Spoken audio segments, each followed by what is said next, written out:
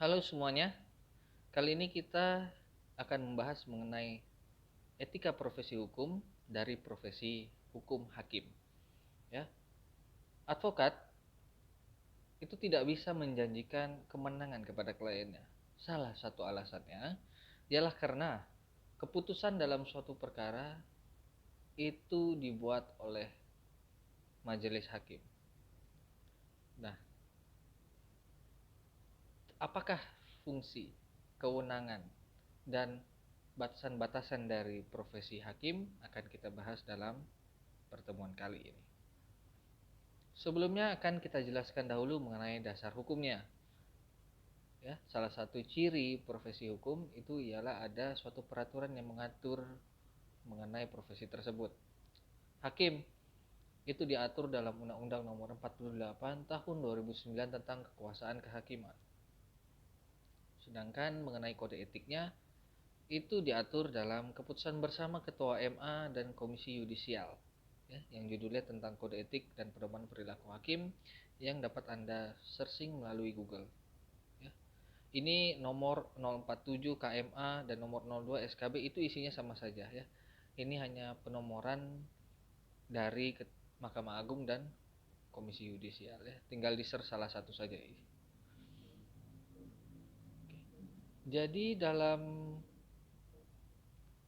pasal 1 angka 5 Undang-Undang 48 tahun 2009, hakim adalah hakim pada Mahkamah Agung dan hakim pada badan peradilan yang berada di bawahnya. Dalam lingkungan peradilan umum, lingkungan peradilan agama, militer, tata usaha negara, dan pengadilan khusus yang berada dalam lingkungan peradilan tersebut. Ya. Sehingga bagaimana dengan hakim konstitusi? Dalam undang-undang tersebut disebut dengan hakim konstitusi. Itu adalah hakim pada Mahkamah Konstitusi. Apa itu pengadilan khusus? Pengadilan khusus adalah pengadilan yang mempunyai kewenangan untuk memeriksa, mengadili, dan memutus perkara tertentu yang hanya dapat dibentuk dalam salah satu lingkungan peradilan yang di bawah Mahkamah Agung yang diatur dalam undang-undang.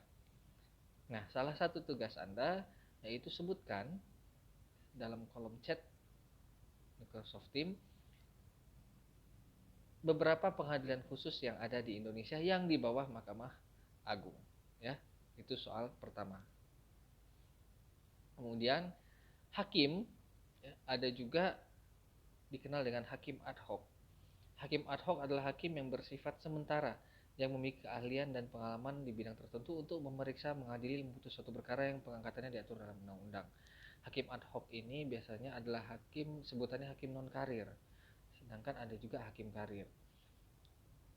Bedanya apa? Jalur masuknya berbeda, ya. Biasanya untuk hakim ad hoc biasanya dia harus ada pengalaman terlebih dahulu sebagai praktisi hukum minimal 10 tahun dan ada pula umur minimalnya sekitar 40 tahun minimal untuk menjadi hakim ad hoc. Jadi biasanya hakim ad hoc itu direkrut untuk di Mahkamah Agung ada, ya, di pengadilan khusus ada seperti hubungan industrial dan sebagainya, ya. Dan juga di sini saya minta Anda untuk search apa saja syarat-syarat saat ini yang disyaratkan oleh Mahkamah Agung atau Komisi Yudisial untuk menjadi hakim ad hoc. Itu pertanyaan nomor 2. Apa saja sih persyaratannya untuk menjadi hakim ad hoc? Itu Anda search. Dicari sumbernya lalu jawab di kolom MS Team. Jadi yang pertama itu soalnya apa saja pengadilan khusus yang ada di bawah Mahkamah Agung. Soal nomor 2, apa saja syaratnya untuk menjadi hakim ad hoc di Indonesia. Beberapa hal yang perlu diketahui mengenai undang-undang kehakiman, di mana hakim dan hakim konstitusi wajib mengikuti dan memahami nilai-nilai hukum dan rasa keadilan yang hidup dalam masyarakat. Ya, jadi tidak hanya melihat hukum positif saja, tapi juga harus melihat kebiasaan-kebiasaan yang ada dalam masyarakat tersebut. Terutama hal ini bisa dipertimbangkan terhadap hakim-hakim yang ditugaskan di daerah-daerah yang adat istiadatnya masih sangat kental. Ya. Dalam mempertimbangkan berat ringannya pidana, hakim pula wajib memperhatikan sifat yang baik dan jahat dari terdakwa. Ini di pasal 8, ya. Jadi ini dalam hal pidana, ya.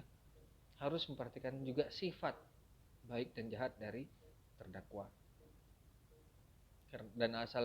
Dan berdasarkan ini pula, kalau Anda melihat pembacaan suatu pledoi, itu seringkali yang dibacakan terdakwa menampilkan sisi baik dari terdakwa. Agar apa?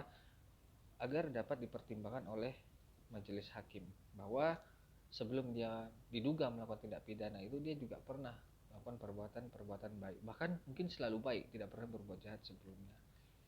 Ya, karena hakim dalam undang-undang kehakiman itu harus memperhatikan pula sifat baik dan jahat tersebut. Kemudian pengadilan memeriksa, mengadili, dan memutus perkara dengan susunan majelis kurang-kurangnya 3 orang hakim, kecuali undang-undang menentukan lain. Nah, pengecualian ini biasanya bisa menjadi 1 orang hakim dalam gugatan sederhana. Ya. Untuk perkara pidana, memeriksa, mengadili, dan memutus perkara pidana dengan kehadiran terdakwa kecuali undang-undang menentukan lain. Ya, dan yang semua sidang pemeriksaan pengadilan adalah terbuka untuk umum kecuali undang-undang menentukan lain. Biasanya yang tertutup itu sidang perceraian dan pengadilan anak, ya, itu biasa tertutup. Tapi yang lainnya itu terbuka untuk umum.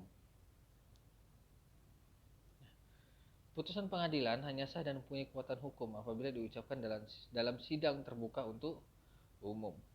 Dan putusan yang diambil berdasarkan sidang permusyawaratan hakim itu bersifat rahasia, ya. Jadi nanti kalian kalau belajar hukum acara, baik itu perdata maupun pidana, setelah agenda kesimpulan, ya, itu biasanya diberikan waktu sampai pembacaan putusan. Nah, di saat itulah hakim akan mengadakan sidang permusyawaratan, di mana hasil dari sidang tersebut itu sifatnya rahasia, ya, sampai putusan tersebut dibacakan. Dalam permusyawaratan tidak dapat dicapai mufakat bulat. Pendapat hakim yang berbeda wajib dimuat dalam putusan. Ini istilahnya dissenting opinion.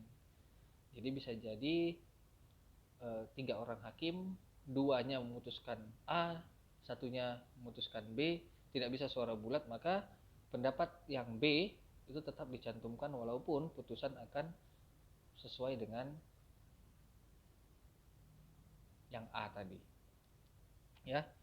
Jadi tidak dapat, kalau nggak capai mufakat bulat, ya mereka harus vote, gitu ya.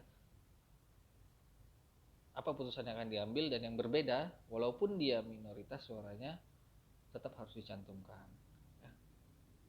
Kemudian jika dalam peradilan umum plus peradilan militer diperiksa dalam lingkungan, jadi gini, jika ada kadang-kadang perkara itu bisa melibatkan masyarakat sipil dan militer. Jadi bisa saja ada suatu penggelapan, ya, dalam badan instansi TNI, namun tidak hanya dilakukan oleh anggota TNI, tapi juga ada masyarakat sipil yang ikut dalam tindak pidana tersebut. Maka jika ada percampuran seperti itu, di mana masyarakat sipil biasanya harus di peradilan umum dan TNI harus di peradilan militer, oknumnya itu harus diperiksa dalam lingkungan peradilan umum, ya. Kecuali Ketua Mahkamah Agung memutuskan perkara tersebut harus diadili oleh lingkungan peradilan militer,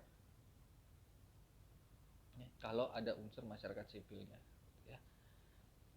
Seorang hakim wajib mengundurkan diri dari persidangan jika terikat hubungan keluarga, sedarah, atau semenda sampai derajat ketiga, meskipun telah bercerai dengan ketua seorang hakim anggota, jaksa, advokat, atau panitera, ya. Jadi kalau ada hubungan,